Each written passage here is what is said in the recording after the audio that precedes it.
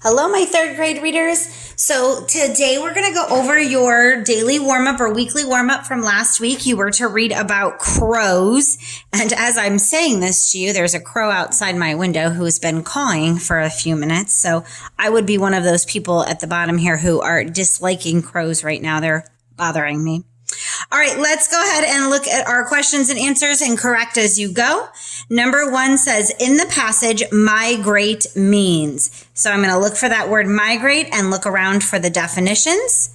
When I come up here to the top, I see when they migrate, comma, they fly with many other crows. The definition is stated right after the word. I also noticed that in this sentence, it says that the crows fly south to warmer winter. So when I'm looking at my choices, flying to Florida, well, that is in the south, but no, that's not exactly what it means. Flying to Alaska, nope, that's not what it says. Flying south for warm weather, that is what we read. Flying north for warm weather, no. So my answer here is C. The words quick-witted could be changed to. So quick-witted is what I'm looking for. And that was in that last paragraph. In this paragraph, if I look around my word quick-witted, they're talking about scarecrows and that they have to move. Otherwise, the crows will think of them as a place to land or sit. And then afterwards, it says they can tell when a trap has been set. So quick-witted means that they're pretty good thinkers and they think quickly, meaning quick. So if I look, speedy flyers, well, speedy is quick, but witted does not mean flyers. Slow thinkers, that would not match because slow and quick are opposites. Fast thinkers, that would probably be the correct answer. Quick artists, no, that's not the answer. C, fast thinkers. Number 3, the author's purpose for writing this passage. So author's purpose, why did they write this?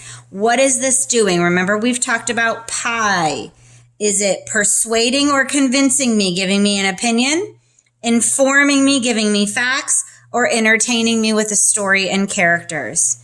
So this story is definitely giving me information, but let's look at our choices. To persuade the reader to look at crows in a new way. Well, that could kind of be it because it ends up with an opinion statement at the end. So I'm going to put a maybe dot that this might be my answer. To inform the reader about building a nest. It is to inform, but it's not about building a nest. So I need to be careful and read all the way through my choices. To entertain the reader with jokes about crows. It's not an entertaining story and there's not jokes about crows. To warn the reader about dangerous birds. No, the crow isn't dangerous and it wasn't warning me. So now that I've went through, yes, it is persuading me through facts to think of crows in a new way. Thinking of how they are interesting instead of maybe disliking them like I was. Number 4, according to this passage, how do crows help farmers? So remember, according to the passage means what does it say? Crows and farmers is what I'm looking for. And that was up here in the first paragraph. It says that they do eat crops, but then they help them by eating weeds, grasshoppers, wireworms, and cutworms. So that was be my answer. So let's look down here. They are intelligent and quick-witted. Nope, that's not what it says in that first paragraph about farmers. They know that scarecrows cannot harm them. Nope, that doesn't tell me how crows and farmers are helping. They build large, bulky nests. Nope, that's not what it says. They eat weeds and bugs. Yes, there is my proof. So my answer is D. All right, this week you are reading about horses. Make sure you read carefully and go back in your text for your answers.